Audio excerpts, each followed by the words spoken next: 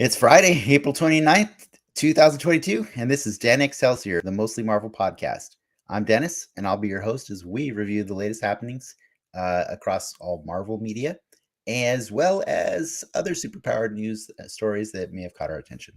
And when I say we, I'm referring to my wonderful co-host, Ricky. I got to stop calling him wonderful, but it's what I got right now. So he's the only one I got. So get out here, Ricky. Yeah, like I'm statistically a shitty person, so yeah, probably. You run the numbers. It's cool. Yeah, I'll take it. How's the week going for you? It was a pretty chill week. I took a day off on Thursday to run errands, and it was just a nice. I forgot how nice it is to have a day off in the middle of the week. Not something I've done in a while. This is definitely what people tune in for. Yeah, really, you know. sure, I mean, you asked. Sure. That was my day. Enjoying a lovely Thursday. Do more exciting stuff. All right. Well, I'm gonna give our special guest a chance to impress us. He has to do the exciting things. Yeah. He's at this point. I mean, he's basically just a series regular. It's Nas. Hey guys, how are you? Wasn't that a warm welcome? He's like pretty much. He's like here all the time. He's like he's cool. No. I can start getting insulted like Ricky. I can just be like. Or crapped on like Ricky or Frank. Frank.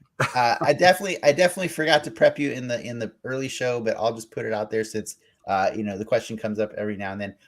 Just so you know, Frank's not part of the show anymore. He asked to quit so that he could go do other creative projects. We were fine with that. So it's no hard feelings, nothing like that. We still talk to Frank all the time. Well, every time Frank checks in, he has to hear that. No, I don't say that every episode. We've been usually telling people before that we start recording. Yeah. But so I'm putting it out there so that anybody who does watch regularly finally has that question answered. Frank, if you're listening, we love you. That's too bad, man. He does listen. He does listen, by the way. He gives us feedback on our episodes later. It's one of the big strong points for him to leave was he didn't want to watch Moon Knight and he didn't want to watch Morbius. And he didn't want to be tethered. He didn't want to be tethered to a show that got him on the hook to like watch things he doesn't want to watch. Sure. I mean? Like why do that? Like that's kind of our our thing, right? Like that's our thing. We watch a lot of nerdy content throughout the week, but we kind of mandate if you're on the show, you have to go watch this thing this week, and so it's a weird thing, So it's not that weird. And no, it's not. I mean, it's the premise of the show for sure, right. But it's kind of like how shows work. Yeah. So that's fine. Frank, listen, Frank is a quitter. I got it. I got you. Thank you. He doesn't have the stomach to do an hour of whatever. That's better than when Ricky accused him of being Me Too'd. So it's better. Oh, man. I think Frank is just really stoked to finally be back on Twitter. And it's going to be posting. Is that what it is? Is that what it is? Yeah. Well, what have you been up to? I know I ran into you a couple weeks ago, and that was pretty hilarious. I heard about this. That was awesome. Yeah. WonderCon was cool. I had a really nice weekend. That was spring break for the kids. So we did WonderCon and a couple days up at Disney, and it was a lot of fun. And I liked being at WonderCon. I saw some really cool panels. I met some guys from who had been in the Ultraverse, which I think I've talked to you about that I really like, the Ultraverse stuff. Yeah. That was a pretty fun time. Yeah, the only fun fact I ever have about Ultraverse is the guy who created Prime is in jail for pedophilia. Bro, it's a trip. And there's a lot. I really, that's actually something I'd like to go into and do a video or just something separate, because there is so many people that were involved in that thing who are like gone or gotten some weird trouble or are just like these very interesting, like, prime movers in comics that, like I said, like a lot of them have passed away. It's a crazy little story. A lot of I don't know if you know George Perez, who is suffering right now and going through some bad stuff. He did a lot of stuff for Ultraverse and a lot of like stuff that's really unsung for that thing, and that'll never get reprinted like that. Listen, let's talk about George Perez's DC and Marvel crossover. Did anyone pick up that? Did you guys talk about that? Yeah, we promoted that a few weeks ago. I'm a few months ago. Mad. Yeah. I put a pre-order in and my pre-order got sold, I guarantee, on eBay. I saw like only comic shops were only getting like 2 copies, right? Yeah, I don't think they were giving them to the people who pre-ordered. I think they were selling them on eBay. They're like, "Oh, we didn't get your copy." Yeah, no, we did a whole episode that I did trivia dedicated to that, and we did a whole Marvel amalgam trivia universe to kind of like, because I realized how much like Ricky had never heard of those crossovers and stuff, and so I was like, I bet you've never heard of this. eBay, you're looking at $250. Yeah. So terrible. There you go. I have the originals all here on my shelf over here. I mean, I get why it was limited. I'd love to read them sometime. It's kind of a bummer. No, they're pretty cool. Awesome. It's like it was a charity thing, right? It went to it's to raise money for his charity. That's to help artists who don't have insurance because they're contract workers. Sorry, comic book people in the comic industry, not just artists. How was did you go to Avenger Campus at Disneyland? I did not. I avoid that place. What? Quickly. There's nothing there that's interesting to me except Guardians, and that's kind of off the campus. Like, what about that giant chocolate bar at the Ant-Man place? I'm interested in bad. Some of their stuff. I want the food so bad at that place. That's the only reason I would want to go, and I don't want to drive an hour and a half or 2 hours just to go eat food. Right. And then last week I did Comic Fest. I don't know if you guys are familiar with that, but that's like you've told me about that one before. That's a smaller one in San Diego, right? Yeah. And we just went on Saturday, and that was a lot of fun. It was really good. That's cool. Cool. Yeah. So busy, I guess. Things are weirdly back to normal-ish. Yeah. See, Nas understands it when we're like, "What'd you do?" It's like, tell me nerdy stuff you did, not be like, "I took a day off and did errands." I mean, that's what I did. I took 2 years off to do errands. I'm going to tell you the cool stuff I did. 2 years of errands. Yeah. I've been working hard all week, so man, my day off is well deserved. All right. Well, tell me before we move on. Yeah. Is there anything you nerded out on this week besides Moon Knight? Oh, I would say probably all of the G.I. Joe figure reveals I kind of nerded out on, which surprised me because I had no idea they were coming. My other toy buddy goes, "Hey, so did you order any of the stuff?" And I'm like, "What stuff?" He's sorry. I didn't even tell you because I didn't know until later. Right. I wasn't paying attention. I had no idea. So then I scrambled, but I got orders in on Big Bad, and I got one of the Target exclusives, and because I don't care about the other ones, so it was fun. I mean, kind of weird. It was just a weird Tuesday, because it was super busy at work, and then I'm scrambling to order stuff online at work, which is always kind of, I don't know, got to keep it on the DL. What about you, Ricky?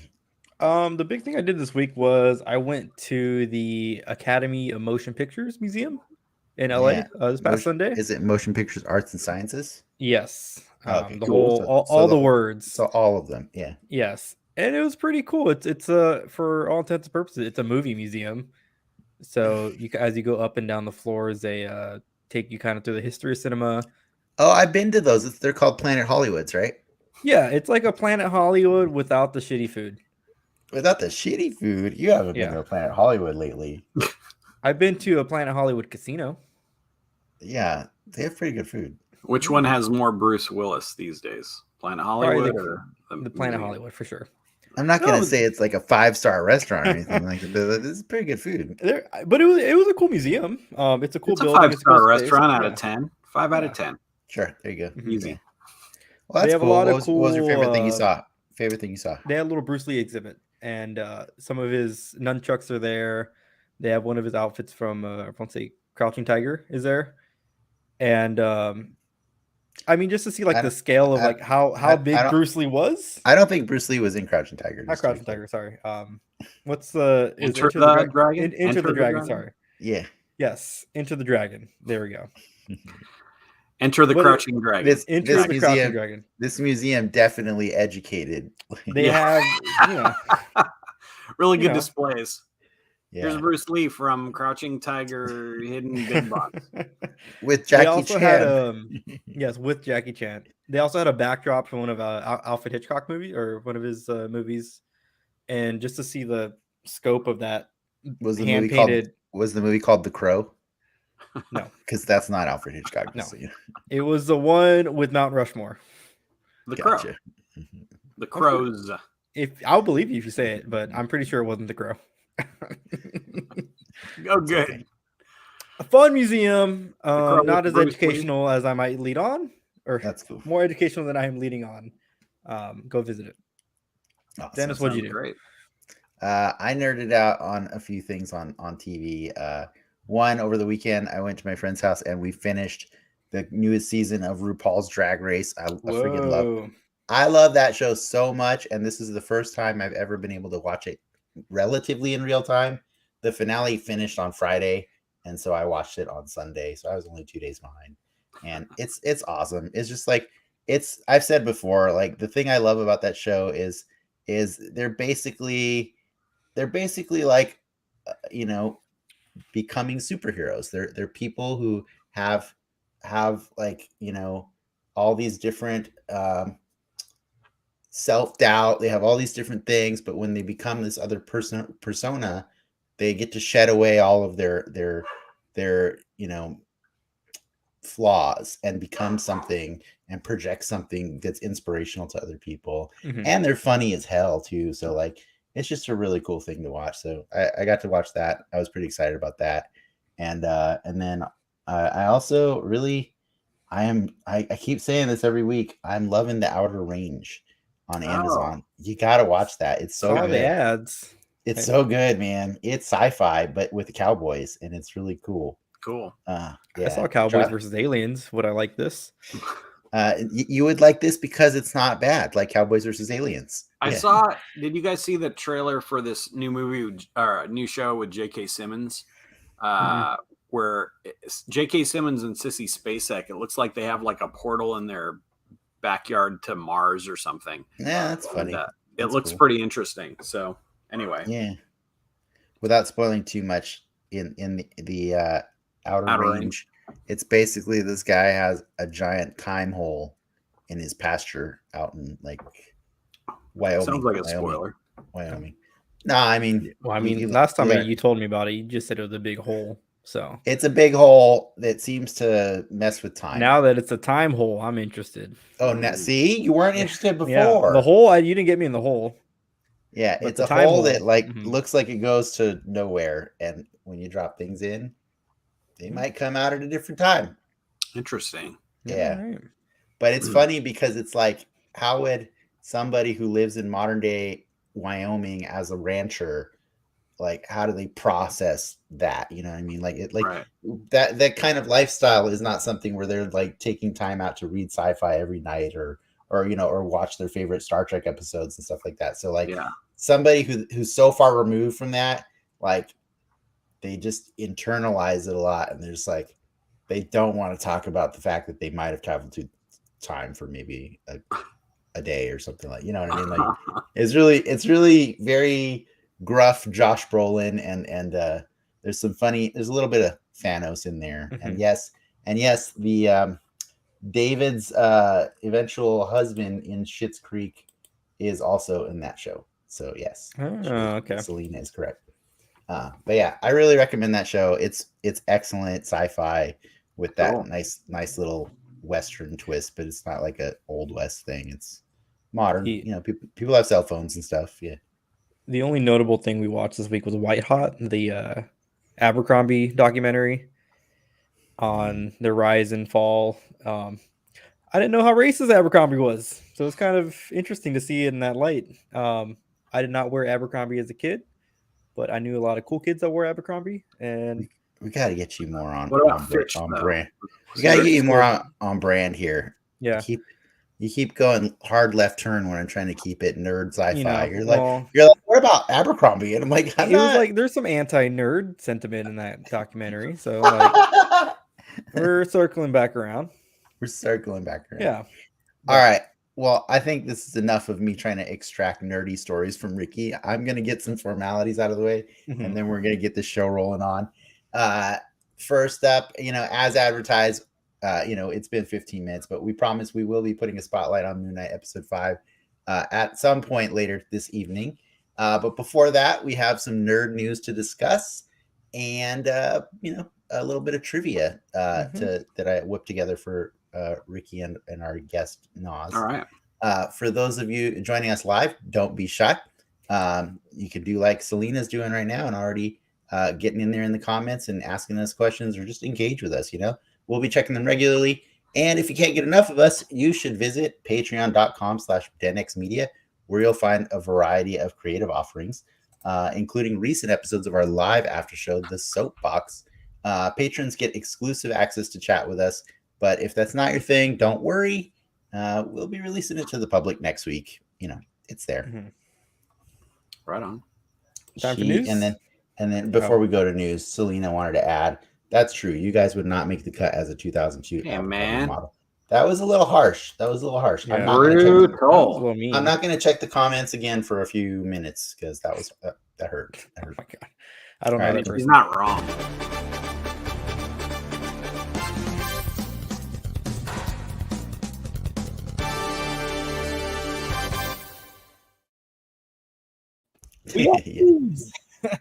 We got news. Yes, we do. Yeah.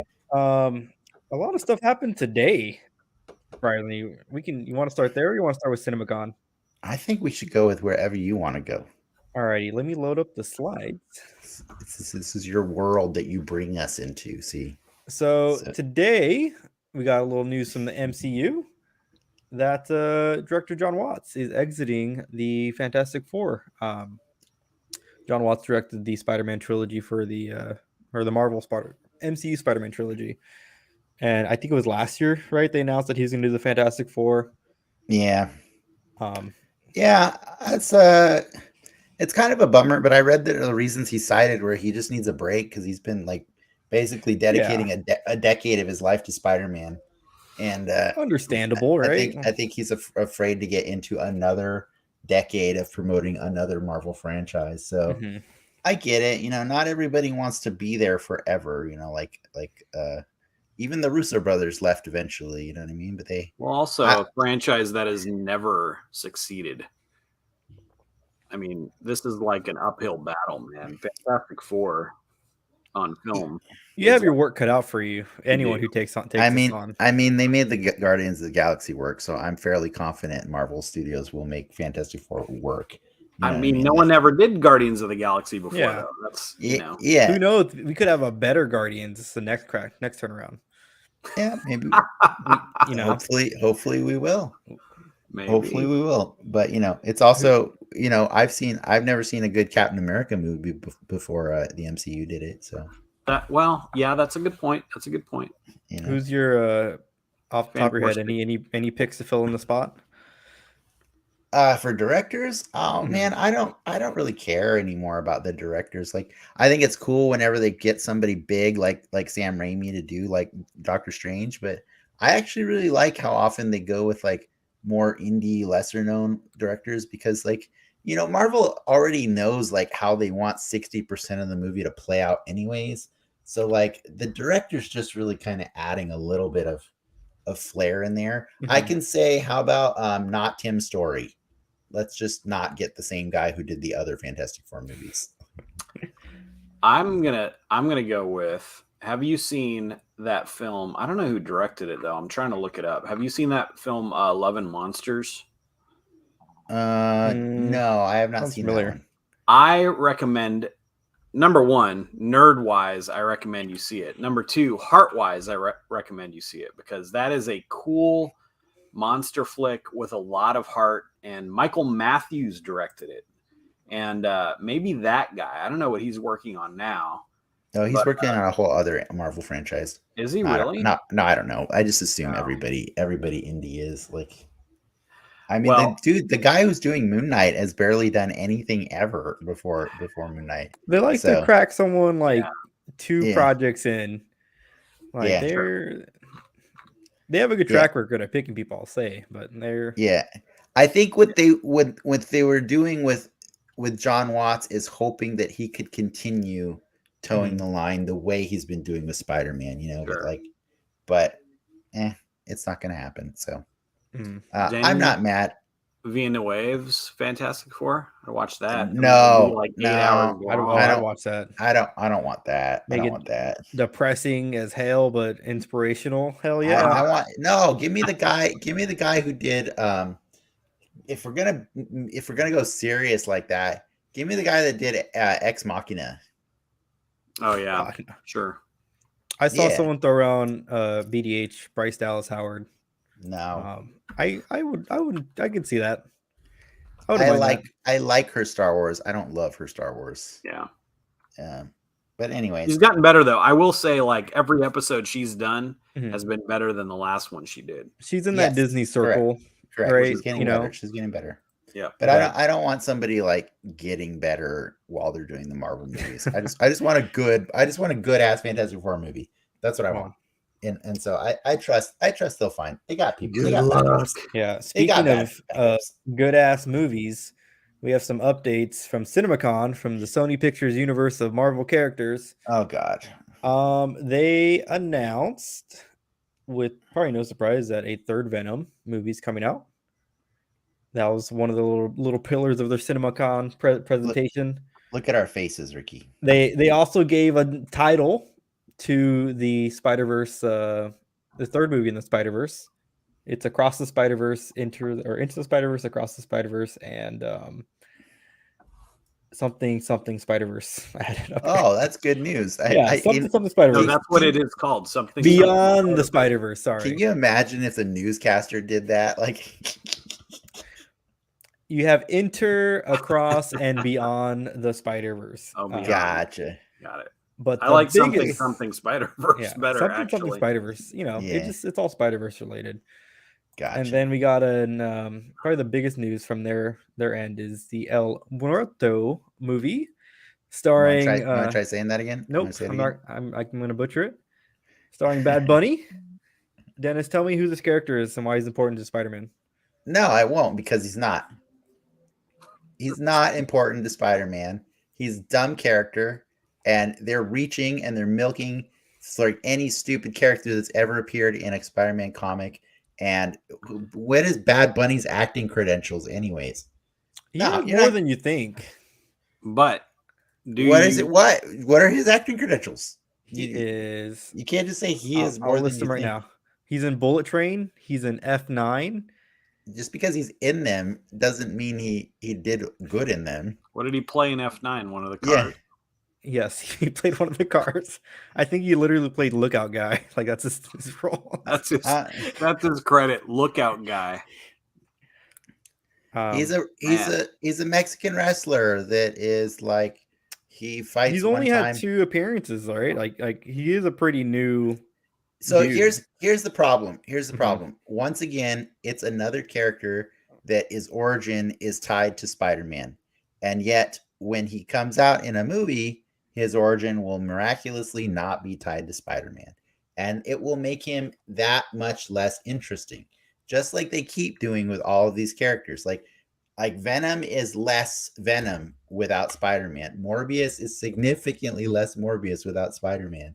Like these are all meant to be supporting characters in Spider-Man's universe. So stop it. Just stop it.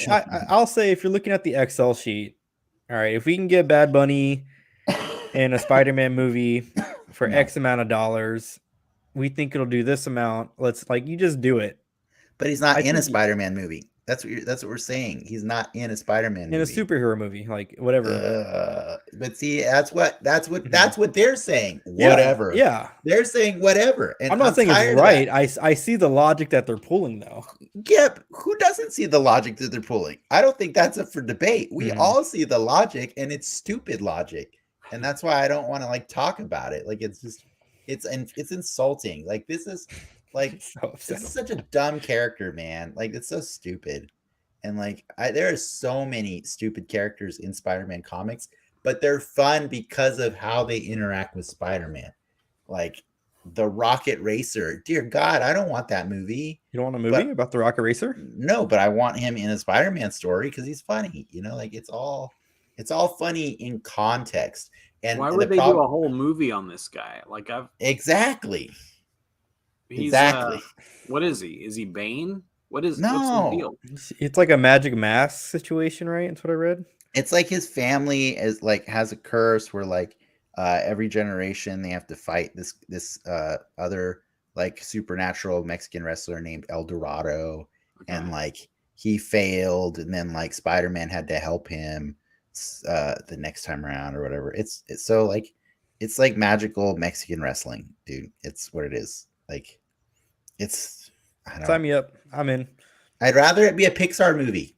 Just make it a Pixar movie. Like some of these things just don't need to. And like how is Bad Bunny going to be that guy? Like he can work out. If they can make Chris Pratt buff, they can make anybody buff, dude. I haven't seen Sony make somebody buff. Yeah. Well, they'll do Juggernaut like in Deadpool 2. It'll just be CG buff. Mm-hmm. Who cares? I know it's dumb.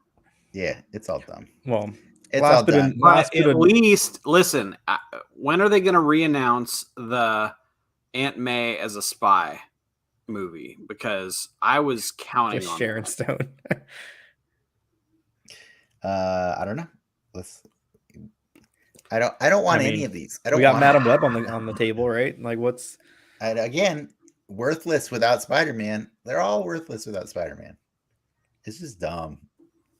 It's like you know what it's like? It's like making an Alfred TV show for Batman. Oh, we could call it Pennyworth. Yeah, and it would be dumb. And it would go straight to HBO Max one season. Yeah. Or you know what we can do? Let's tell a story about Krypton that doesn't involve Superman. Like, that would be good. Cool? Like, no, that's not cool. Like that's what Nas gets what I'm saying here. I get exactly what you're saying. I get it. I'm feeling the burnout, man.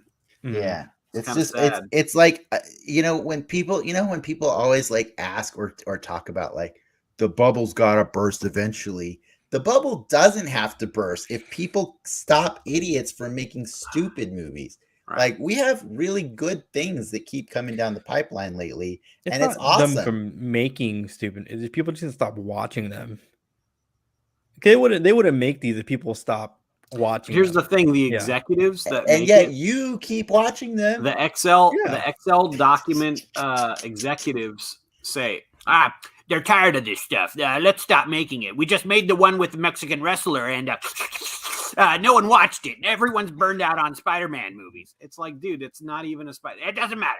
They're burned out. Excel, crumple the Excel. We're going sci-fi. And it's very like they're only seeing the numbers. Yeah. And it doesn't matter. Like if you don't watch it, then that's what they see is like, oh, the numbers don't lie. The numbers don't lie. No one wants this crap anymore. Well, this is a B tier character at best, a C tier. Oh, he's like Z. Can't tell the difference. Like Z tier. Z tier. Yeah. I wonder though, because part of Sony owning Spider-Man movies, they have to release a Spider-Man film every so often, right? Yeah, and they're fine with that. They got that. But do these check that box as Spider-Man adjacent, But they don't need to. Well, they don't need to check that box because they have animated Spider-Man movies and live action ones coming out like every other year. They check the money box. Yeah, so the contract I believe was supposed to be every 3 years. Mm-hmm. They don't have a problem meeting that deadline. They do it with just Spider-Man. Mm-hmm. So all this extra stuff is just extra stuff. Like it's just extra. I promise you there is a Spider-Man movie scheduled to come out every 3 years for the next 9 years right now. Like at least, you know what I mean? At a minimum, I wonder how much Star Wars burned people because Star Wars was they had like back to back years of releasing shit. And I felt like people got fatigued with that. Well, that's because Disney wanted to do so many more past that. Star Wars hasn't even done. They did 3, and then they waited 10 years, they waited like 20 years. Then they did 3. And then they waited another 10 years, and then Disney bought them, and they did 3 movies, and then they did 4 and 5. 5 movies. Yeah. So that, like, Star Wars was not the burn. The problem is the movies were bad. It's a Marvel problem, and it's not a problem. It's the fact that, and here's the difference actually between Star Wars and Marvel at this point. Kevin Feige, they have a creative head. Yeah. Star Wars used to have a creative head. Now that it doesn't, and everyone's vying for that power, it's a mess. Yeah. The DC universe does not have a creative head, and neither does the Sony Spider-Verse. The Sony Spider-Man movies have been semi lightning in a bottle, but even they've messed up, because you have 1 and 2, they were run by Kevin Feige, though. The Sony Spider-Man movies are the new ones. No. I'm talking about the old ones. I'm talking about the Sony as a whole. Yeah. The really good ones that have been consistently good in my mind were the Kevin Feige ones, right? But you have the first trilogy with Sam Raimi, and 1 and 2 to me are great. I love those films. Kevin Feige was on those too, by the way. What's that? Kevin Feige was he was on those two also. Yeah, but why is the third one screwed up? That when Amy Pascal stepped in? No, I don't know. Kevin Feige is also he's credited on Amazing Spider-Man 1 too, but not the second. He goes all the way back to X-Men, right? Yeah, he goes all the way back. Yeah. Yeah. Well, whatever magic that he's got over at Disney, where he's able to like guide it, he has the sauce, man. I think with the Sony movies, there's just too many cooks. It's what it is. It's same as the DC. Same as DC. Yeah. I'll agree with that. Yeah. Yeah. A bit of news from the DC side of CinemaCon. They're making another Batman. Oh. No shocker, right? I don't think that's news at all. The sequel to the Batman. The sequel to the Batman. Yeah. That was not a question, really. Like, that was. Yeah. Is it going to be more of a win? Batman? Add an E. Yeah. There was still one news you missed, Ricky. I didn't miss it. We just didn't get to it. Oh. They swapped the Marvels, and you said last bit of news was the Batman, and then Quantum Mania. So Ant-Man's gonna be coming out on February 17th of 2023. Yep. And the Marvels, the Captain Marvel sequel, will be coming out on July 28th. That's cool, because I felt like they were making us wait a damn long time for Kang. So I appreciate that we have to wait less time now for Kang. Yeah. I don't care. Like, I mean, COVID's just screwed up everything for like movie schedules for the next decade. So whatever. It's I will go see it when it comes out. Not a big swap. It makes sense. Like, yeah. I didn't even realize that Multiverse of Madness was coming out next week. Heck yeah, it is. Sneaks up on you. We're gonna be talking about it with Travis. He's committed to not only doing Moon Knight episode 6, but he will watch Doctor Strange before our show next Friday. He's doing both. He hopefully one of them is good. What? I mean, the way you say that. Did you watch the Doctor Strange trailer that came out today? No, I didn't see the one today. I'm gonna hold off because that looks cool. I don't want to see any more spoilers. The new trailer, they you're just showing everything, and I was like, okay, I don't need that. Yeah, don't watch it. I usually don't like the TV spots that they do like a week before the movie, because they just give away a lot. Like, I remember when Avengers: Age of Ultron came out, like the week before, like they just fully showed the entire like fight scene between Hulkbuster and Hulk, and I was like, why would you show this? Why would you show this? You got to get people in seats, man. Like, were they not going to be in seats? Like, really? Like, really? One of the biggest movies of all time. Were they not? I mean, maybe that's why it was the biggest movie, because they showed them fighting. It's not why. You know, it's not. You know, it's not. It's all right. All right. Do you got any more news? No more news. Nothing. A lot of movie stuff this week. So nice. The floor is yours. The floor is mine. All right, Nas. I think we're gonna do some trivia now. All right. We're gonna do toy related trivia. So let's kick it off.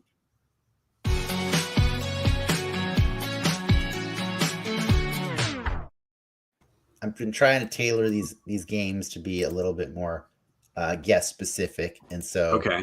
I know that you are our favorite toy enthusiast, and so I decided to do something that's kind of like a bit of a. It's almost like something that I've seen before. It's going to be called "The Price Is What." Uh-huh. Oh, do we not get sued that way? I don't know. Do we? I don't know. I don't know. Nah. I mean, I think it's a question mark is what puts it over the edge, or It's the what question- not a saves us. question mark. Is the question mark what saves us? Yeah. Yeah.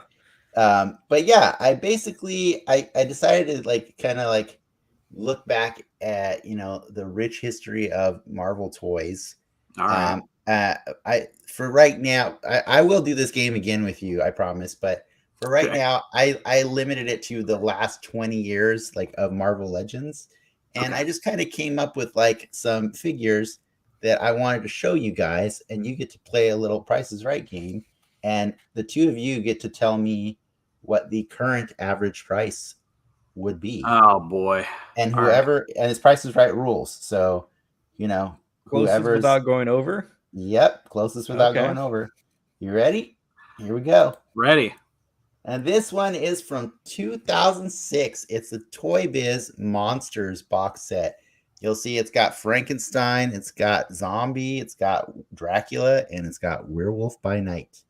It Sick. originally retailed for $49.99 all the way back in 2006. What do you guys think? What's the price now? $350. $275. Interesting. Okay. Well, you're both wrong. Wah wah wah. It was $240. But that's pretty good. It was a pretty good guess. Good guess. Good guesses. Why did you go with the number you went with, Nas? Because everything's been going up crazy, and I don't know that these guys, monsters, seem to have a niche audience that people would hunt for something like this if they know about it. But Yeah. I've never seen these before, so I don't know. But also, I've just seen the prices go astronomically stupid, so I just went high. I saw them at WonderCon. I don't believe they were this much, but yeah, they are a very niche item though, because not everybody knows that all four of these characters actually exist in the Marvel universe. Mm-hmm. And Toy Biz made a box out of them, and It's pretty cool. Is the name Werewolf by Night like they can't just use the name Werewolf? Like they have to put is there meaning to that? I don't know. I believe all of those terms are public domain, Okay. but it's just the name of the comic was Werewolf by Night. Yeah. All right. So that's what they went with. All right, next up, let's give you guys another chance. Here you go. From 2013, it's the Hit Monkey Build-A-Figure. What's weird about him is he's so small. I wish I showed a picture of him in scale. He's so small that he actually only requires you collect 3 figures to get all of his pieces. Normally, it's like you got to buy a whole set of 6, but they packed all of his parts in just 3 figures, which were each retailing for $20 back in the day. So if you spent $60 back in the day, you got a Hit Monkey. Yeah. What do you think he is now? So wait, there's isn't there a Hit Monkey TV show right now? Mm-hmm. There was one a few months ago. We did that on our show in November. A few months ago, there was a Hit Monkey show. So TV shows sell. TV shows make people hunt on eBay and go, boy, I like this character. I'd really like a toy of this to put on my shelf to gather dust. And then I'll forget about it because I only watch TV casually. So I would say that this guy is going for $50. Nice. Okay. Interesting. Ricky, what do you think? I want to be that guy on The Price is Right. 1 penny. I don't think you've seen The Price is Right. Yes. 1 penny. There's people that do the penny. The price is what? Okay. Well, Nas got closer. Excellent. $87.50 is the current average. That's awesome. And you would see, like, honestly, I think he has gone up significantly since last summer. His show was in November, but before that, he was sitting at around $40. Yeah. At $40-$50 back in September, October. So is it more in this situation? Is it more advantageous to have the 3 box figures and sell that as is, or to have an open figure like this? I mean, it really depends, because like people who want Hitmonkey don't necessarily want the 3 things, but inbox collectors will never have. Yeah, if you want a new Hitmonkey, though, they'll never have it. Parts. Yeah, they'll have Hitmonkey parts. So it's all debatable, I mean, the only way to get a Hitmonkey like already assembled is to buy him loose. But I don't mind buying loose figures. Just to be clear, whenever possible, all the figures I'm showing you are boxed, but obviously he's an exception because he can't be. All right, here you go. Here's the next one. Nas got 1 point so far. All right. 2016, a Toys R Us Avengers 3-pack of Vision, Sam Wilson as Captain America, and Kate Bishop. Back then, it retailed for $49.99. What do you think the average price is? Toys R Us. Ricky goes first, so I can say $1 if or you can say $1 more than what he does. Yeah, I think 89. It looks like an $89 pack. You think that's 89? I think that's 89. I'm going $90. I think the Vision hurts it. I think the Vision brings it down. Well, you would never know. Like, you're not going to know how it brings it down. Agree, but I will say, Toys R Us is a big problem. People like the Toys R Us exclusives. Mm-hmm. Now, these characters, I think they've all been re-released, probably better. But I'm going 90. I'm $1 more than whatever Ricky says. Okay, 89. Yeah, $1,000. Well, for whatever reasons, months ago, this thing was at heights of 147. But as of now, the current average price is $91.50. Wow. That was pretty good, Nas. But also, Ricky, that was good. That was really close. Yeah, it was good. It was good, but he doesn't get any credit because. No, I know. I win. I'd be curious what the breakdown loose is for these guys. Yeah, I think the Kate. Well, honestly, I like all 3 of them. I think they're really cool, and you can only get these 3 figures this way. Mm-hmm. This is the only way you can get these 3 figures. Like, they've never made that version of Comic Book Vision, which is the modern version, or that Captain America or that Kate Bishop outside of this box set. Interesting. Yeah. And like that box set I showed you of the monsters. Yeah. Toy Biz also made one around the same time of the Young Avengers, but it's all the guys. It doesn't have Kate Bishop. So there's a 10-year, there's a set that came out in 2006, I think, of Young Avengers that's missing a Kate Bishop. So this box set actually kind of helped get that set closer to complete. Cool. But yeah. All right. That was a pretty good guess, guys. Good job. I got a couple more for you. Here you go. 2018. I remember unboxing this one for you. San Diego Comic-Con Defenders Rail Authority 5-pack. This is a Netflix inspired set of figures. You can see all of them. The box is actually like a mini little diorama that's inside a subway, and then there's a slip case that goes over it to make it look like the outer shell of a subway. It originally retailed at the convention for $124.99. What do you guys think? Is this who's in the white? That's Colleen Wing. Yeah. Oh, right. Okay. I will say Colleen Wing, Daredevil, Luke Cage, Jessica Jones, and all the way off in the corner by himself is the Iron Fist. The Iron Fist. By the way, this is the only Iron Fist figure they've ever made for Netflix. You are totally giving it but I appreciate it. I'm gonna go $325. Dennis. Okay. That seems high. Do people like the Netflix show? I don't know if people do like these shows, but am I supposed to answer that question? People like exclusive figures. I mean, I wouldn't pay that. No, let's say, it's a good point. Let's say, I'll just stick with it. $325. Does the Daredevil come with a mask in this set? Yeah, he does. Okay. You can't see all their accessories. They're like hiding behind them and stuff like Okay. that. But it's the only. I think it was the only time that he came with the unmasked head. Also, Nas, you said 375? I said 325. 325? 325. I'm gonna go 300. I'll go All below. right. Okay, here we go. I think Nas is better at this game than you. The current average price for this sucker is $444.75. That's wackadoo. I guess the Spider-Man bumped it up for sure. The Spider-Man bumped it up for sure. Spider-Man.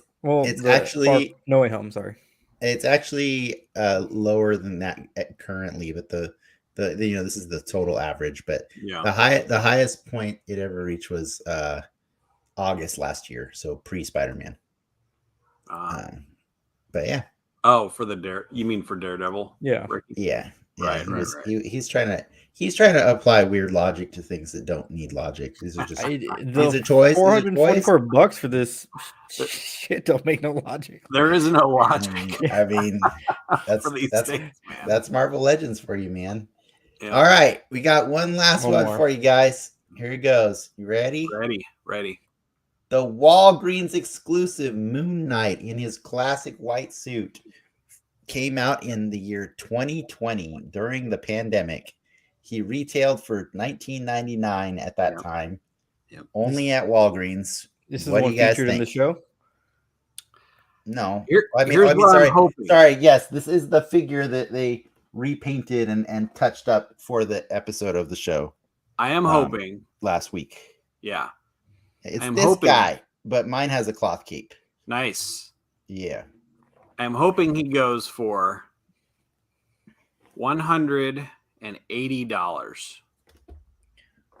I'm hoping that because I've got one and I put him back in the box. If I can sell him for $180, I will do it tonight. I remember, actually, I think you bought me. No, you didn't buy this one for me, did you? I don't remember if I remember we got him. You got me a Walgreens exclusive, but I don't think it was this one. But I remember buying this one at the same time as you. Yeah. And I did a photo of this guy that I still really like, but then he went right back in the box. 122. And Nas, what was yours again? I said 180. Wishful thinking. All right. And wah. You guys are a little overestimating on that one. You got all excited. Yeah, he's $80.77 right now. Still, I could sell him, but mine's open. And if it's any consolation to Ricky's interesting logic, well, this guy has only been going up. He's never gone down in value. Right. Like since he first came out, it's just a nice curve going up and up and up. But obviously he's reached his height now. Yeah. I need to list my Kamala Khan that I have from the unlimited pack or whatever. I feel like the show's only going to boost it up, right? Oh, maybe. If you don't like those, you should always sell the ones from the unlimited box because they're always worth a lot. Always, at least $100. They pay for the price of unlimited for the year. Every year. Except maybe this next one. This next one's the Catherine. It's the Shadow Cat. Catherine Pride as a pirate, and it doesn't look great. But anyways, you guys did great. I think Nas kicked your butt, Ricky. Actually, yeah, he did. 3-2, right? 3-2. No, I don't think Ricky got any of them right. I didn't get any. Oh, because he went over. Yeah, he went over. Yeah. Oh man. Someone knows their toys. Yeah, someone does. Someone knows their toys better. It's almost like I tailored that game for Nas to win. Thanks, man. I enjoyed that. That was fun. That was a good game, awesome. Man. Next time I will do that with a wider range of figures, but I was being quick to assemble this. So just for anybody who's curious how I came about all those numbers, I used actionfigure411.com to get all those. So if you don't like the numbers, someone's going to question our sourcing on these numbers. Take it up with them. But yeah, they also, if you're interested in Nas, they also have visual price guides for Star Wars Black Series and G.I. Joe Classified, among some other things. Cool. But mostly they do modern 6-inch figures. So you're not going to find a lot of stuff on older things. They do have Transformers, Masters of the Universe, Ninja Turtles, Power Rangers, and DC as well. How about Final Faction? Do they have Final Faction? No, they do not. Well, too bad. How about we talk about some Moon Knight? Let's do it. Hell right, yeah. Cool. Let's go.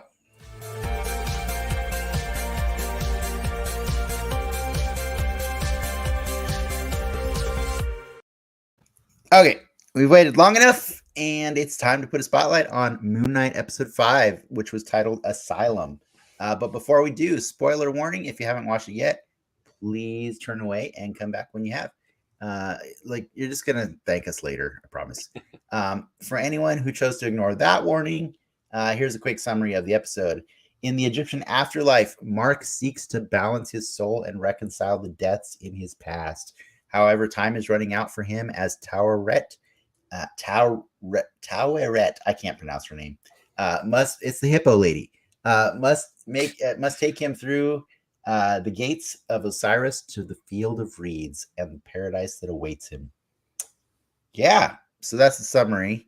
What do you guys think? Where do you want to go with this episode? Oh man, Nas, what's your take? What's your take on the show so far? His arms are crossed. I know I talked to you at the first. I talked to you at the first episode, and you were really digging it. I was, and I feel like that first impression carried me through a lot, but I feel. Oh, we just lost Nas. Man, you guys dumped me. I did not. That wasn't us. I feel like I am a little bit frustrated. I know there's only one episode, which is part of the problem. And I feel like it hasn't really gone anywhere in the main plot. Now, this last episode was, to me, one of the most interesting because we got to see his origin and we got to see all this stuff. But, man, I don't know. Like, there's just something about it that's making me feel like, do I care what happens next? I kind of do. But it was funny because the way this episode ends, and we'll kind of get to when you do the synopsis, the way that episode ends, I was like, I did it already. The way this episode ends, I was like, this could be the end.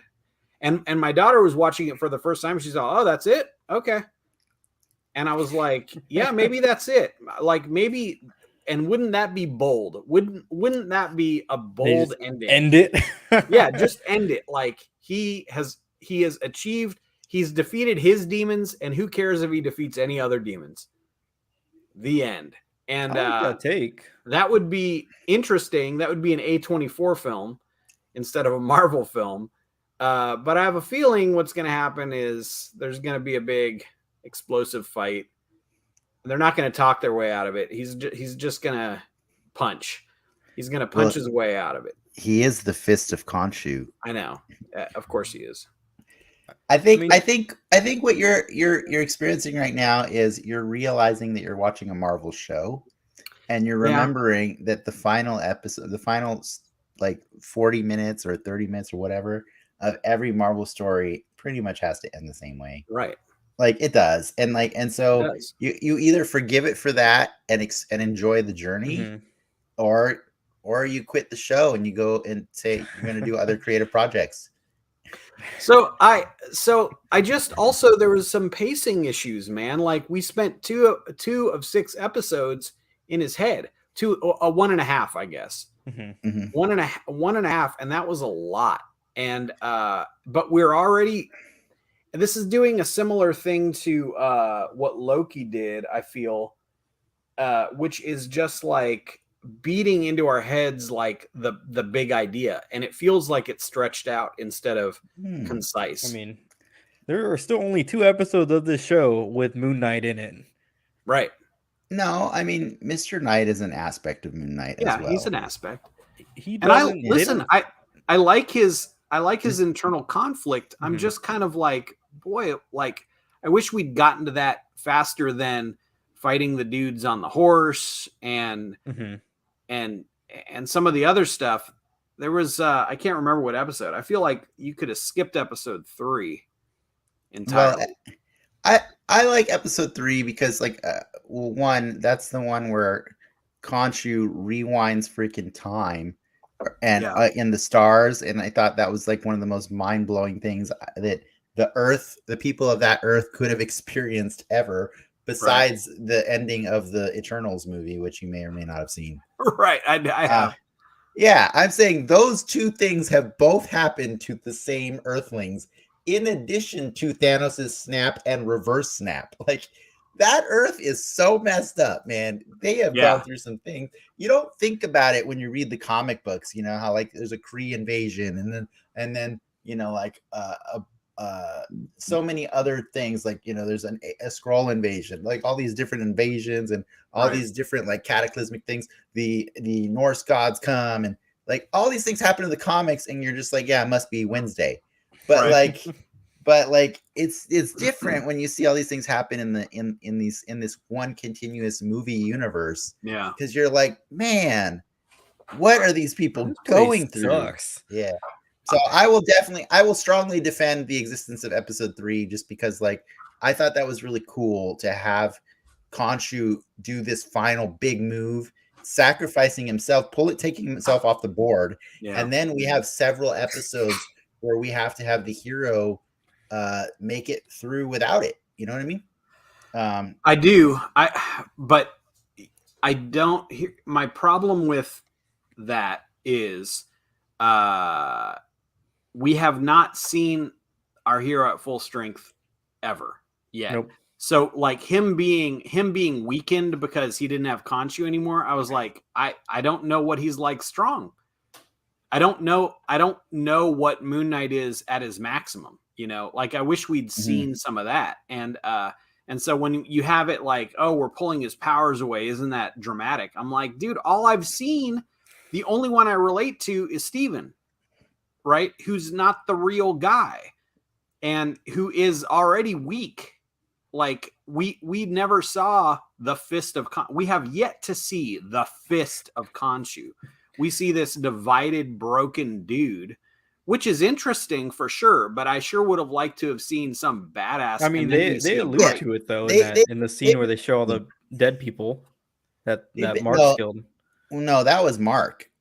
No, those are the people. He says those are the people that Khonshu had him kill. Oh, true. Yeah, but in fairness, though, like I think, but Steven is real. To Lindsay, Steven is real for sure. Yeah. But like I think, in fairness, I don't think the point of this show is to give you Moon Knight at his full potential. I don't think any of these TV shows are to give you somebody at their full potential. No, because you watch Wanda's going to be a billion times crazier next week for Moon Knight. Exactly. Multiverse of Madness Part 2. Yeah, these shows are supposed to enhance your experience without being necessary. You know, like to the movie experience. Totally. But here's the thing, because you mentioned Wanda, and you're right, because she's not at her full in the show, but we've seen her in full power. So that's because Disney Plus didn't exist before. I understand that, but you had a history of Wanda. So then when you're watching WandaVision, you're like, what has happened to Wanda? Because we know she's powerful, and this must be some fallout of her power. With Moon Knight, and listen, there is something to be said, because I think the creative choice, like thinking about it, is they're trying to leave it up to this point, end of episode 5, that maybe it is in fact everything that has happened is all in Mark's noggin. Yeah, like that doctor is actually a doctor, that he's just simply a mental patient, that Khonshu is a figment of his imagination, that Steven is a figment of his imagination, and that everything we're seeing are organizing principles. Yeah, exactly. And everything, exactly. That the whole show, because he hasn't interacted with any other part of the MCU at this point at all. Yeah. Like they haven't even really mentioned it. Which is interesting. Little bits. They mentioned Madripoor 2 weeks ago, right? I think ancestral plane. And they mentioned the ancestral plane in this week's episode, which is Black Panther's Afterlife. Yeah. Yeah. So it's there. No, I know it's in the same universe, but what I'm saying is they haven't mentioned Snap. They haven't mentioned, any of the other heroes.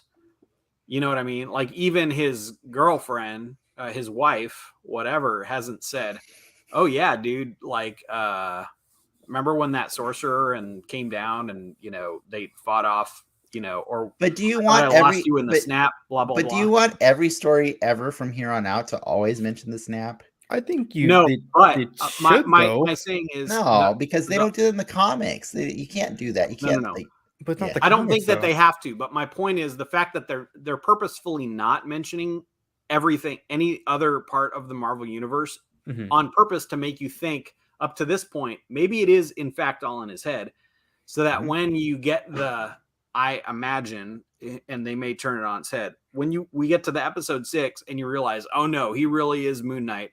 Khonshu's legit. Here he's gonna punch. It's gonna turn into punchy.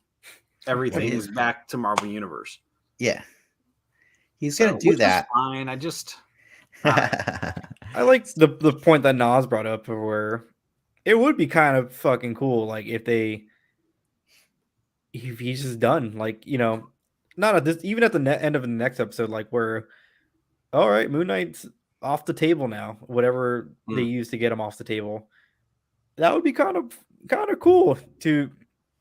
They gave us the character, we got a story with the character, and that's it. You don't need more. You close that book. I don't think they're gonna do that. No. Granted, they won't do that. I think we need a lot more though, because I agree with Nas that we've barely seen Moon Knight do anything, and he's got a lot that he can still do. Yeah. But I think that's been the fun of the show, is them teasing the Moon Knight. Just like most origin movies do. He needs to be in that suit for more than 3 minutes. It's just, I think it's the frustrating part for us is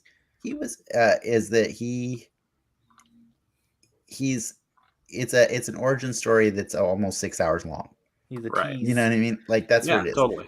But I gotta tell you, like honestly, like when I watched this episode, I geeked out so hard when they finally showed the origin. Like they showed the condensed version of his origin. Yeah. Which I was one of the only things I'm actually familiar with in the comics, because I was not versed in Moon Knight at all. Like I knew who he was peripherally or through osmosis or whatever, but I just wasn't a Moon Knight reader. Right.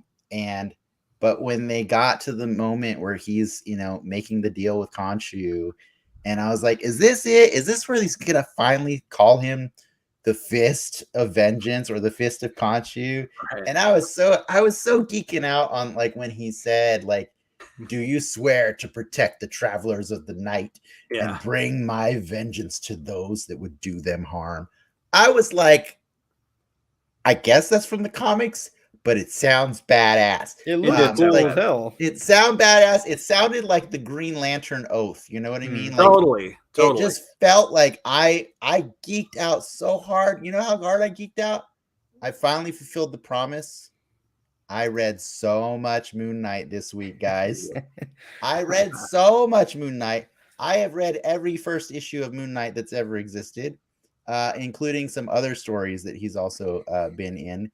And I can tell you, after reading those and then once again rewatching the show again today, I felt like it was a warm hug, because, dude, that's kind of the whole thing with Moon Knight is like, there's so many. I read his origin about 5 different times, and each time there was a nuanced difference to it, because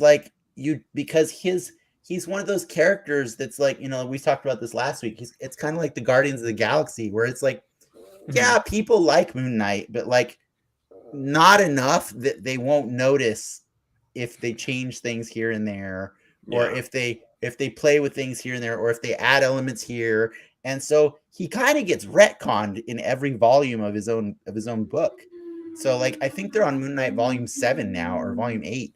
And every time his story is just a little bit different. And sometimes they play with, I don't know if this was real. Sometimes he doesn't have Khonshu helping him at all. Sometimes he rejects Khonshu, but he still insists on doing the job. So he does it without superpowers. Sometimes he gets superpowers from the priests of Khonshu because Khonshu is off the table, and he finds out that he gains superpowers in the moonlight. Like, he's all over the place, all over the board. And what makes him really cool is like, it's Mark Spector is Moon Knight, not Khonshu. Mhm. Like, sometimes it's Khonshu, sometimes it's not. And so I was kind of digging the possibility of next week, in that, like, I don't know that they do need to actually have Khonshu always be there. I kind of think he will be for next week, but like, it would be interesting if he parted ways with Khonshu. And You got to play it like an Inception ending, where it's ambiguous, and that's the best thing they can do with it. And honestly, the newest issue that I read is there's a new Marvel Infinite comic that you can only read exclusively on Unlimited. And guess how that issue starts? Mark wakes up in an insane asylum, and all of the characters that he's known in his life are there. And it's almost shot for shot the story that we've been experiencing, except they definitively make sure you know that everybody messing with his head is just doing that. And when he finally gets out the door, it's time to be Moon Knight again, you know? And so you can either say, yeah, that kind of sucks because it's going to do that thing that it always does. Or you can just say, that's comics. That's comics, man. And like, you know, like, and can you really be mad at them for being comics? You know what I mean? Like, that's like, no, I'm not mad. I'm absolutely not mad at all. As a matter of fact, I guess I'm just sad that I'm a little lackluster about it at this point. That's fair. I'm sad that I'm a little bit, like, I'm interested. I'm definitely going to watch the last episode. I'm just a little bit bored. You know what I mean? And part of it is because I think it started so strong with like the Ethan Hawke thing. And the last just couple episodes, and listen, I've loved him as Ned Flanders, dude. I did too. Look, he's great. He's a great performer. Everything he's doing is awesome. But there was just this sense of like, and I know it's part of the story, right? Where, I mean, Steven and Mark there's a reason they're separated, right? Like, Steven is a manifestation that Mark needs to survive. And I really actually liked seeing that. I liked seeing Steven helping Mark. Like, even as Steven in this weird, like, reality realized, oh man, what am I? He was still like, he fulfilled his purpose, which was to help Mark heal, which was to me awesome. Like, I was like, oh, that's very, very interesting. Yeah. But I would love, I don't know, man. I guess I just want to see what ends up happening in the end, because Mark and Steven were both kind of the same guy in the last episode, but different accents. What I thought was really interesting about Steven in this episode is he's actually the one that asked Towerette to find Layla and tell her to free Khonshu. Right. And I rewound that because I was like, wait, did Steven say it? And so Steven feels that their mission is so important that he's willing to accept Khonshu back into his mind. You know? Right. Well, I think it shows the breakdown of the walls between Steven and Mark. But part of me wishes we'd seen more. Wouldn't it have been interesting if we had seen Mark as a harder character, and that the transition between, because Mark was, I don't think Mark was ever presented as unlikable. They tried to make it seem like he was, but the whole time I'm like, oh, he's just a broken dude, and he's obviously very like remorseful about the things that he's done in his life. And now here's Steven, and Steven is pretty cool, but it would have been very interesting, especially based on what we know now about Mark and why he had that split, if he was just a real jackass. Now, I know in the comics that there's a Jake, right? I know that there's something else. They've even But I would've- alluded to him several times in the Yes, they show have. too. Yeah, totally. It's been very cool. Like knowing about that and kind of seeing some of it Yeah. has been rad. But I think it would have been cool to have Mark just be a more hard ass character. Anyway, it's okay. It's a solid B, man. It's a solid on the Mark point, I like the themes that they touched on in his childhood trauma. Yeah. That, by the way, Like was they not in the comics. That's not been. they really That's new. That's new. That was it's And I one like. thing to I like yeah, it. I like it. Yeah. it's one thing to kind of like dance around that and then to double down on it by throwing additionals like the birthday party with the cake with just him and his dad, and then Mhm. you know ending with his mom like you know knocking on the door. Like it's like, oh man, they're really like getting I think you have to show that, man, Mhm. because that DID, that's Mhm. trauma. But interestingly, so here's a little bit of a segue, but it's interesting. Mhm. Comic Fest this weekend, Peter David was there, and Peter David wrote the Hulk that way. Mhm. Peter David introduced that Bruce Banner had been abused, which was why the Hulk was the Hulk. The Hulk was always there, Right. that the accident gave him a body. And Yeah. so it was very interesting because I didn't really know that about Peter David's run. I knew, but now I understood, oh, this is how he became Smart Hulk, was because he broke down the DID Yes. and became like one person in the body that he needed to be. And I was like, oh, that's great. Well, but now I'm seeing them do this thing with Mark. They're kind of stealing. They're stealing. Well, no, Hulk they're not thing. stealing that, because that's been a part of Moon Knight's identity for The a long abuse. time.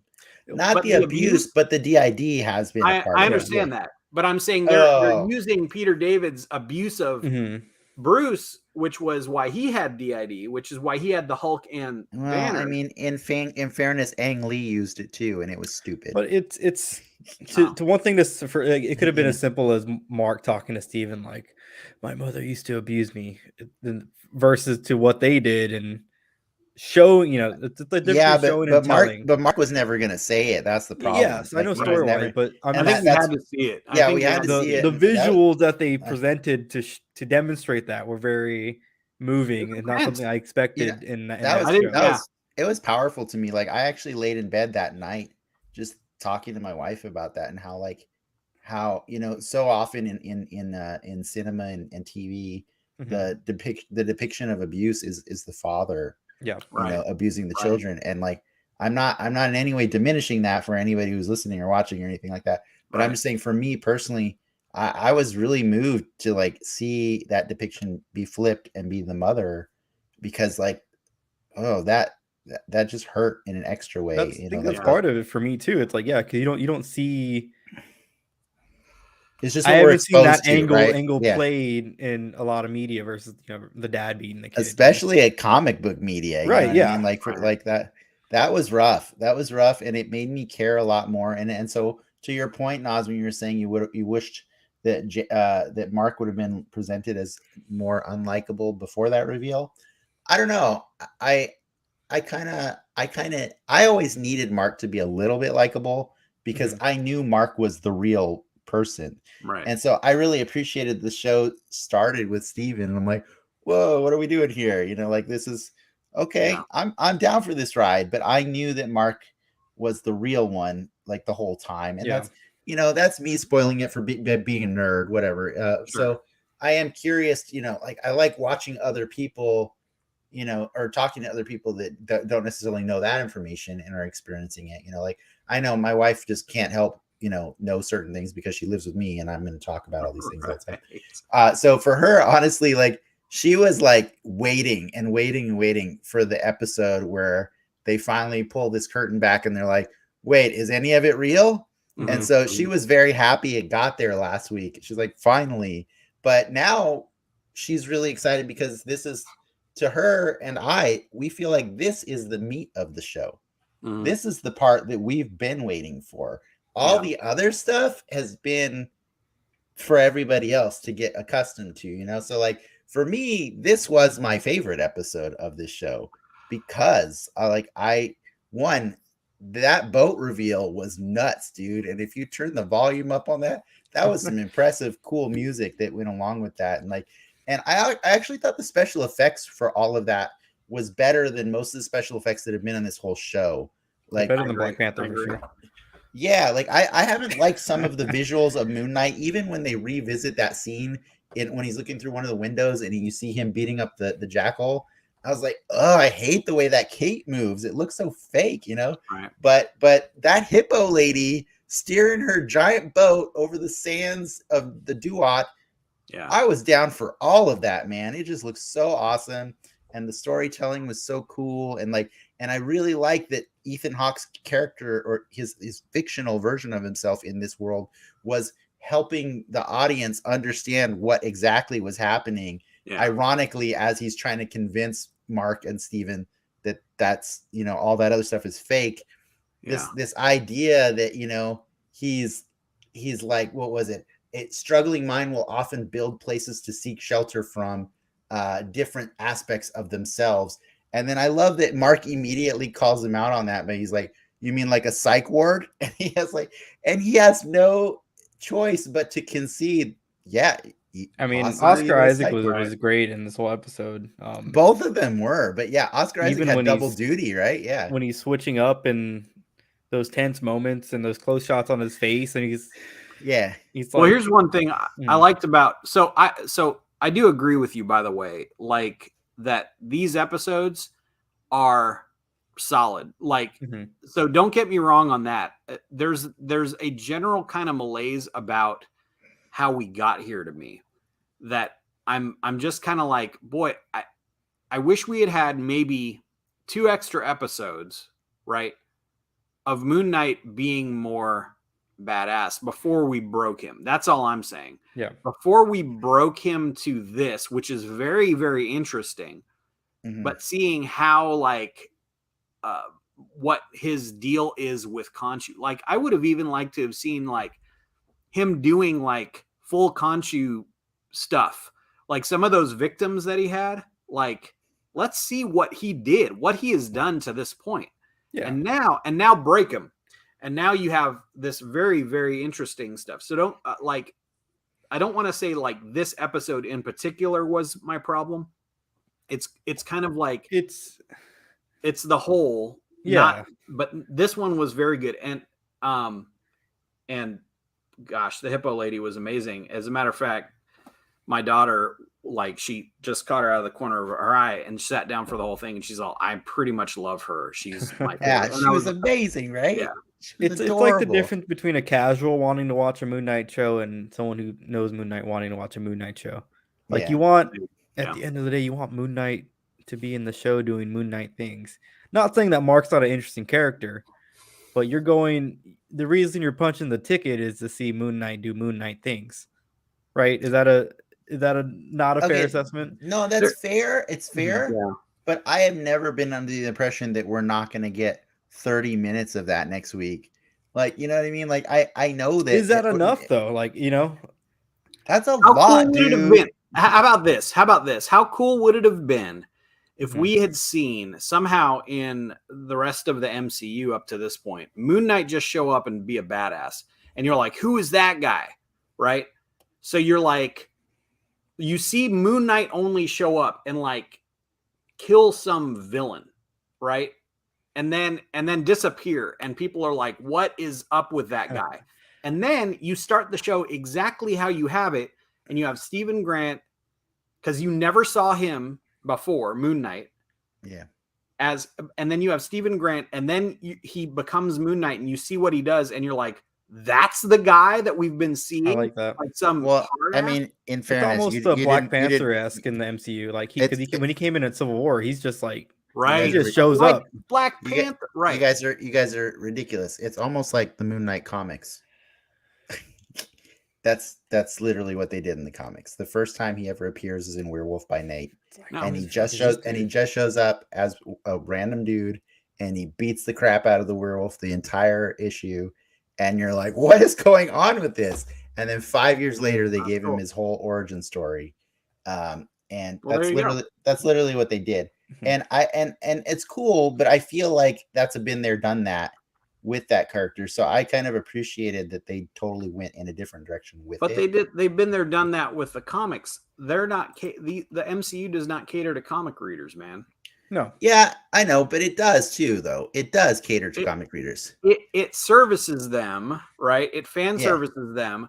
But storytelling wise, there's a reason that Moon Knight worked that way, and it hadn't been done in the films. I'm willing to argue that it didn't work that way, because this is honestly my favorite. After reading so many of them, like today, like, oh my god, I read too many. Is this the best Moon Knight origin that you've seen? That is what I was gonna get to. This is my favorite of his origins that I've read 5 times over in one day. I appreciated it this way more because, and not just because of the mother abuse thing, but like he gets a lot of extra points for the mother abuse. Like, you don't understand, man. There's a version of him in the 1980 origin. Yeah. He literally, like, after the whole like Khonshu thing, which they don't even tell you about the Khonshu deal in the original first issue.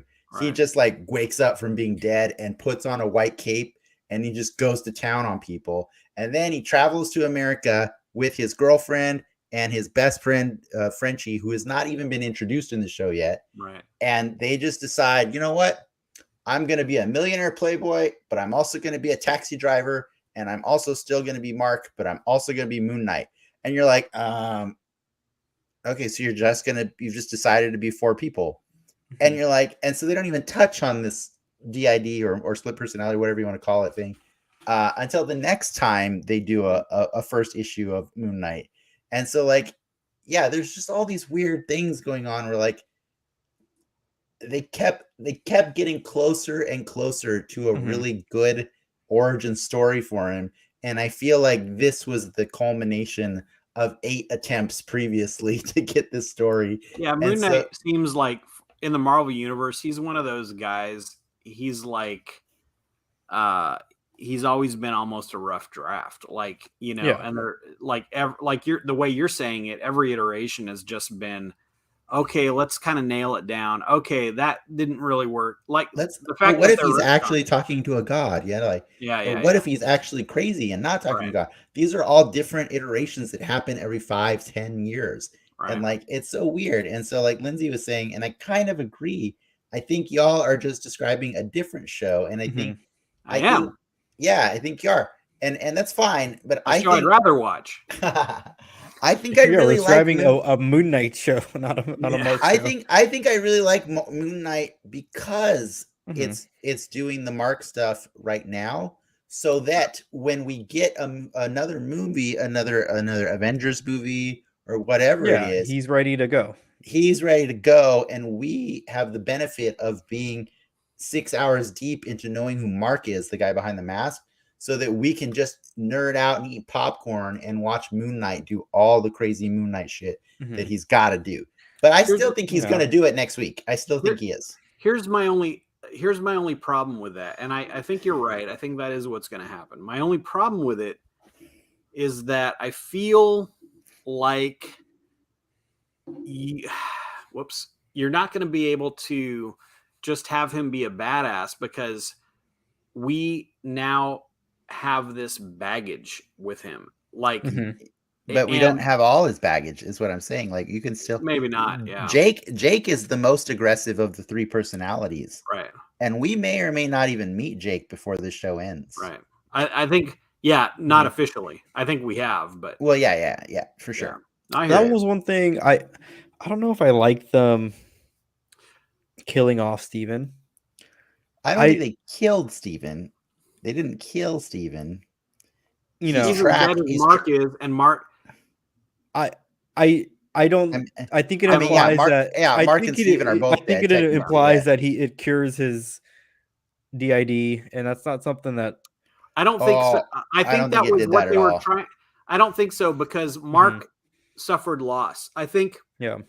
Like their DID being cured is when, if it ever gets there, which I don't think it will, I think they'll just come to a better understanding. But I think that would be something different than Steven dying. I don't think it would be Steven dying. Yeah, I don't think dying is the cure for any mental disorder that you have. I know it's not. That's what I got out of that, and I'm like, that feels kind of gross. Yeah, I didn't get that out of that. Because I mean, one, we're not. You're deciding that the scales are measuring your mental health. I don't think the scales are doing that. The scales are deciding. When Steven died, it balanced. Yeah, it balanced because Steven did like Nas said. Steven did the thing that Steven was meant to do, which was help Mark. which is help Mark. Yeah. It wasn't that he disappeared. It was that he did the right.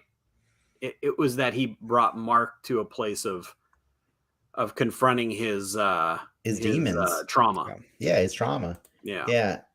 C. Calsoda says, I think it's an allegory for reintegration, but won't stick.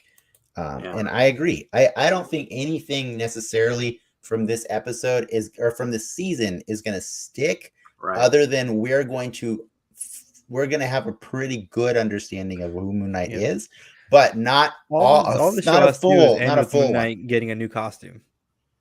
Right, that's all it has to do for him to be ready to go in the movie. It doesn't have to, because by the way, that's the other thing that I really love the most about this iteration. The making him look Egyptian is so much better, man. Yeah, reading all those issues was just like, stop looking like a Klan member. Stop it. Like, just stop. Yeah, his costume is great, and I like the Mr. Knight too. I don't know if that's from the comics at all, but I love that. Yeah, I love that. It's in Mr. Knight in the comics is really funny, because like in the comics it's not like a separate persona of that Steven creates. It's like when he needs to be taken seriously. Kinda. Here's the real deal. At one point in the comics, Moon Knight had to leave New York because he brutally murdered people, and like people like to talk about the fact that he ripped a guy's face off, or he cut a guy's face off at one point.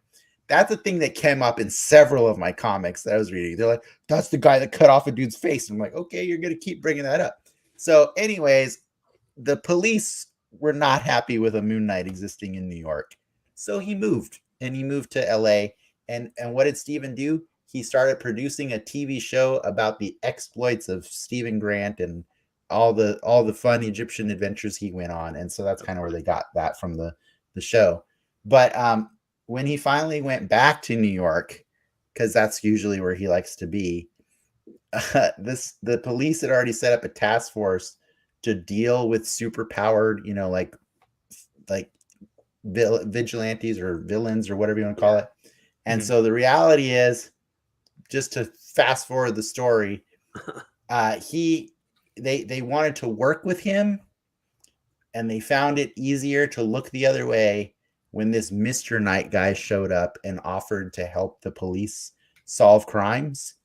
And some of the cops, just like, have you guys all seen, you've seen the Batman? Yeah, just the other day. How the cops are like, hey, what's this guy doing at the crime scene? Right. It's a very similar thing to that, where they're like, no, it's fine. Moon Knight's another guy. Okay. So it's kind of like that. So, but then over time, Mr. Knight just he got really comfortable in that suit. So he actually hangs out at home like that most of the time now. Like, it's with the mask too. Really? He's crazy. I love this character.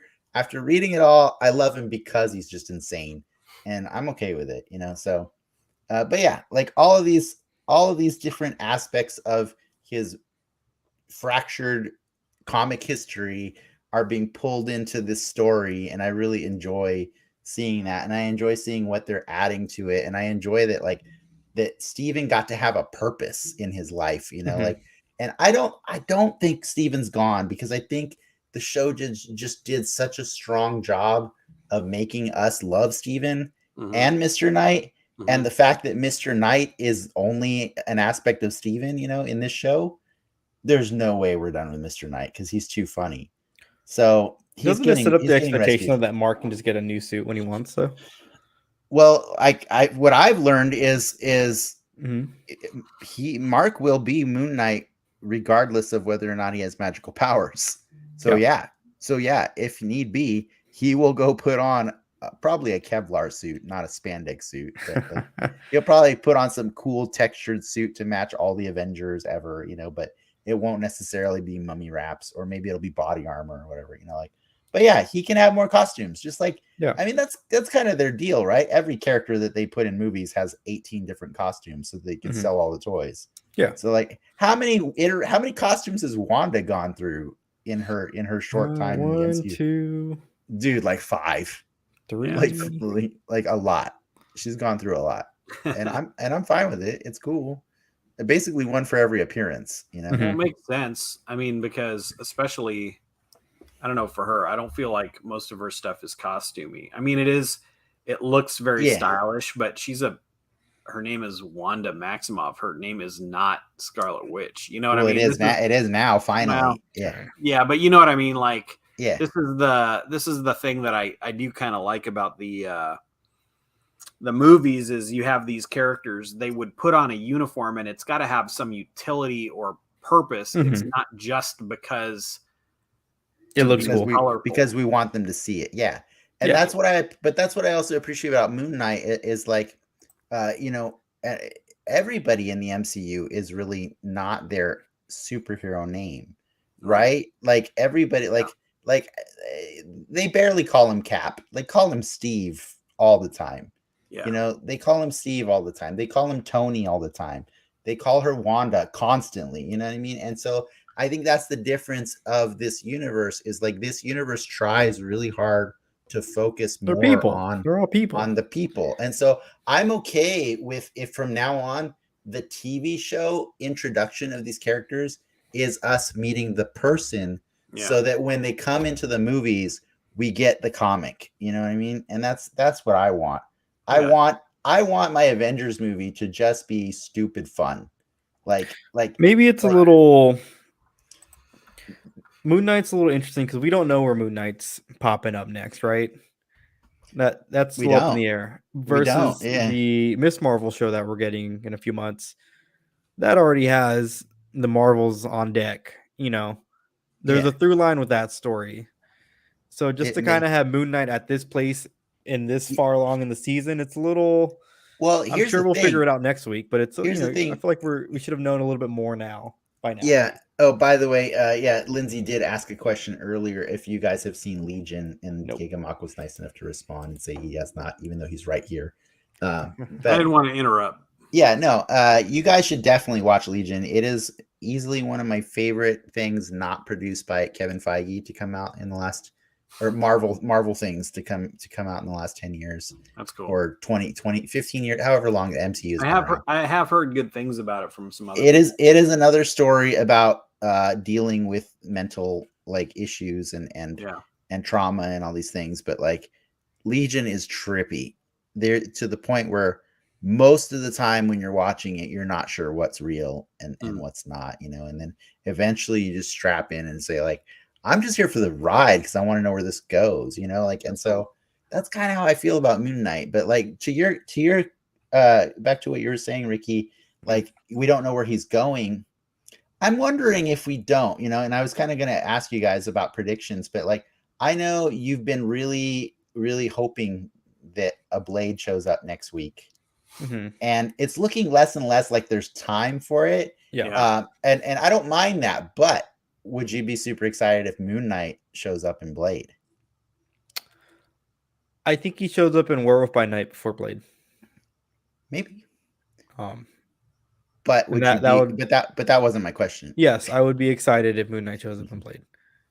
Yeah. To have Oscar Isaac and Mahershala. Blade showed up at the end of the last show, right?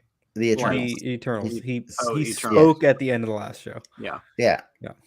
But I think Blade's movie is set for 2024 or 2025. 4? I think it's 4. 2024. So I'm saying. You'll make it. I'm saying that wouldn't be such a bad wait, you know, for Moon Knight. You know what I mean? Like, like I mean, when are we going to see Sam again? You know what I mean? Like, it might be a couple of years. So like, if it's a 2-year interval before we see Moon Knight again, I'm okay with that. So yeah, I think we just get spoiled with Spider-Man because he shows up more than anybody lately. Contractually obligated to Hey, show up. we get one more Yeah. Spider-Man, baby. One more appearance. Yeah, we get a lot of Spider-Mans. So, but I think most of the other characters, we do have them on that interval of maybe at minimum 2 years before we see them again, usually, and that's okay. But I think knowing now how much like Moon Knight's whole deal or Khonshu's whole deal is that Moon Knight fights anybody who threatens to do harm to those that travel by night.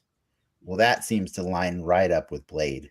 In it, like, and even in more recent comics I read, Moon Knight doesn't give a F. Like he will go beat up on vampires, he'll beat up on werewolves, he'll beat up on street thugs.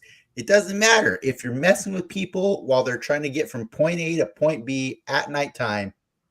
He will mess you up. That's his whole thing.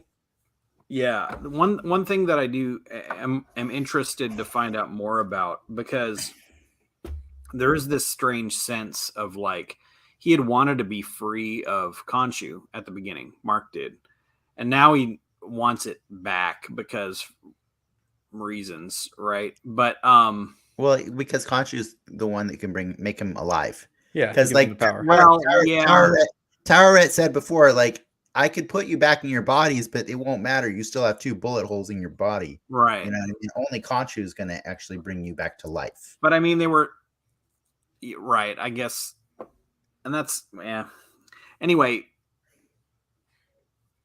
never mind. My point is, there's this interesting thing of the reluctant, Avenger, which I don't know if you guys have ever read the old 1980s Nexus comic, but that was a very similar thing where he was empowered by this godlike alien to kill mass murderers and didn't like it and wasn't really into doing it, but had to do it because if he didn't, he'd have these headaches that would almost kill him. So I like that aspect of Moon Knight, of where like, and I hope we kind of see more of that, like, because if he gets back in this contract with Khonshu to save his life, then he's kind of stuck. And it's interesting about someone who's like reluctantly having to do terrible things to survive. The way you flip it, right, is like, hey, Khonshu, I freed you. Right. You got to do my, this is my terms now. Or the way you really flip it is give it to Layla. Yep. Right. Or what if this is the last episode with Oscar Isaac and next week is Khonshu inhabiting Layla, and just now we've got female Moon Knight, and there you go.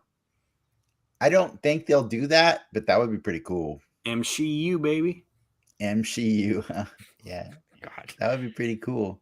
But do you guys have any other predictions for what you think is going to happen? And don't make them all bitter and salty, like fun predictions. What do you want to see happen next week?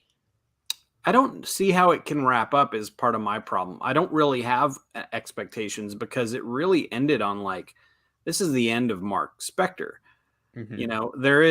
We haven't seen the other god yet. The one that Amit that's currently judging a bunch of people and like throwing people into the sands of like whatever. Like see, I thought it did progress the story. It just we didn't get to see it, but it's happening. Yeah, it is happening. Yeah, no, a lot is happening that we haven't seen. That we're not seeing. Yeah. And I don't know how we can get a 40-minute episode to show all of that, and somehow we can do a cutscene and a cutscene. I'm interested. It's going to be punchy punch up, but I would be very interested to see. But who's he going to punch? Is he going to punch an old Ethan Hawke?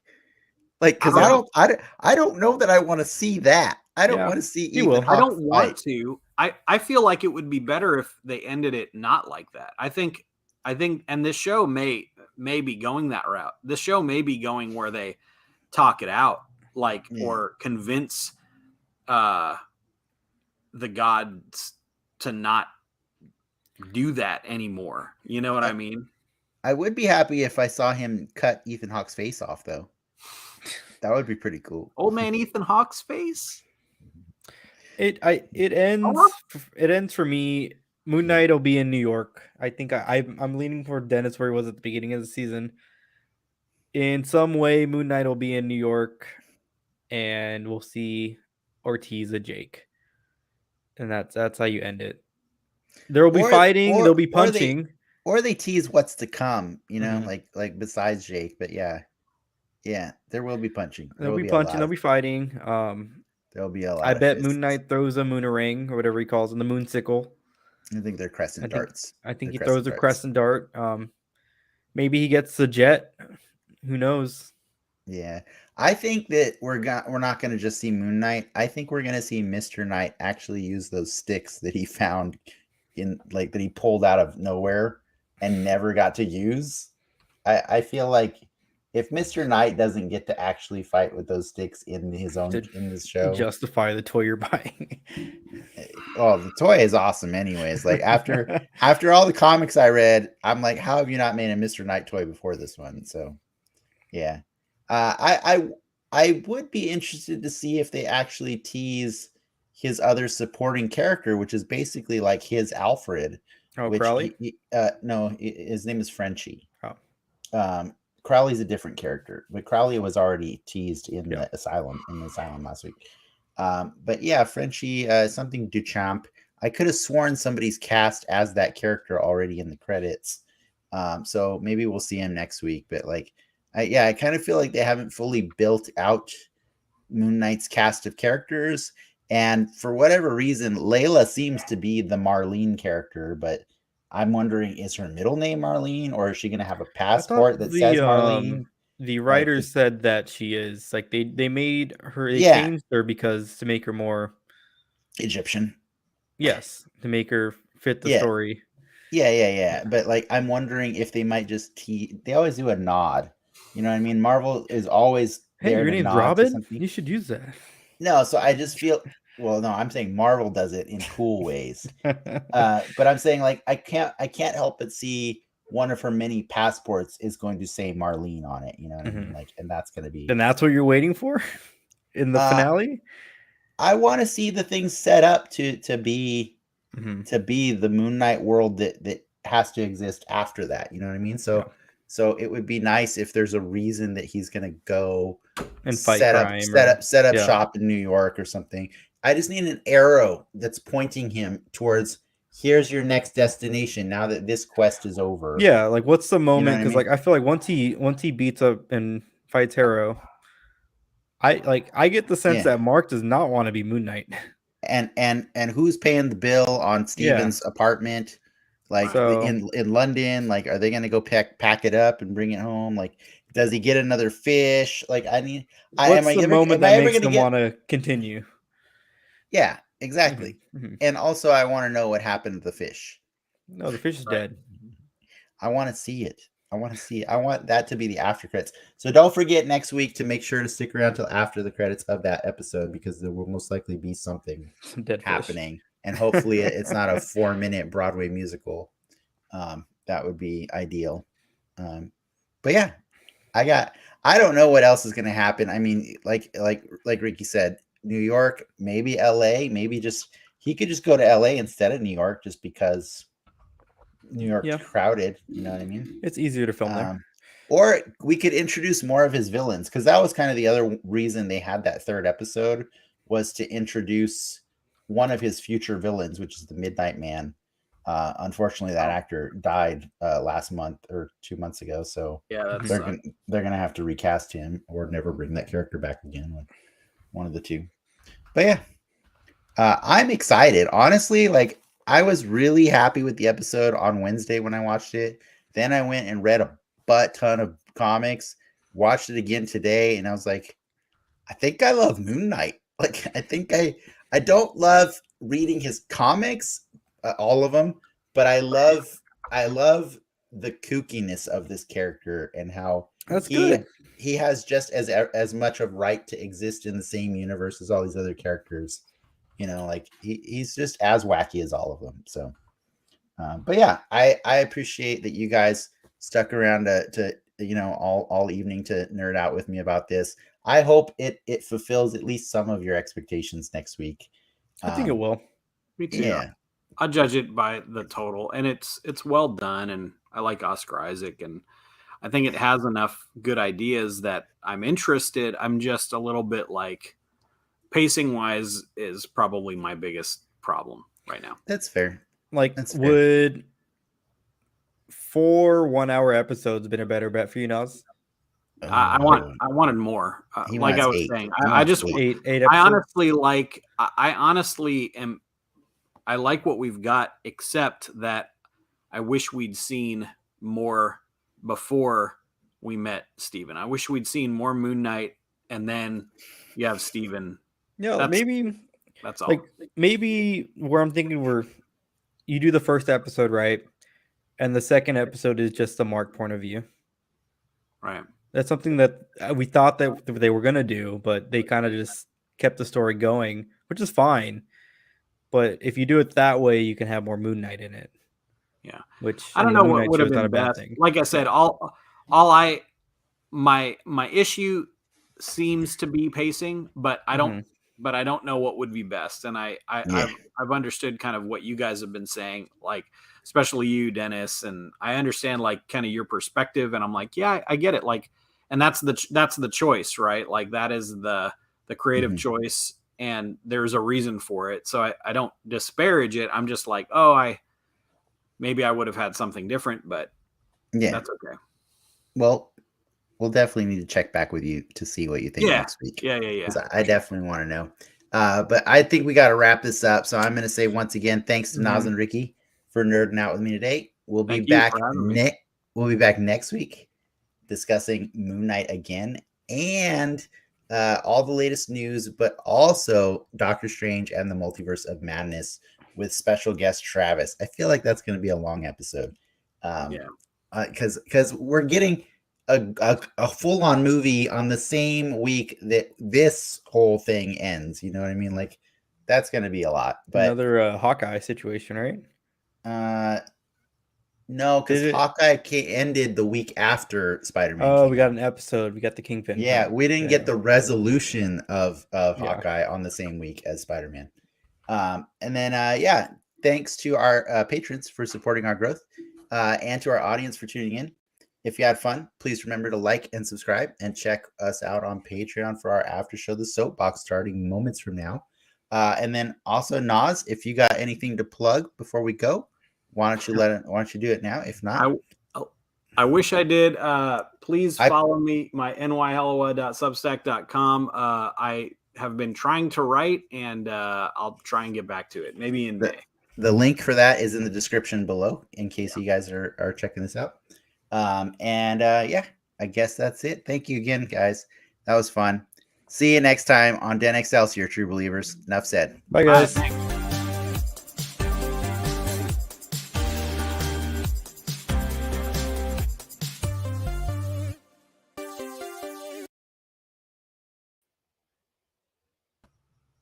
Hey.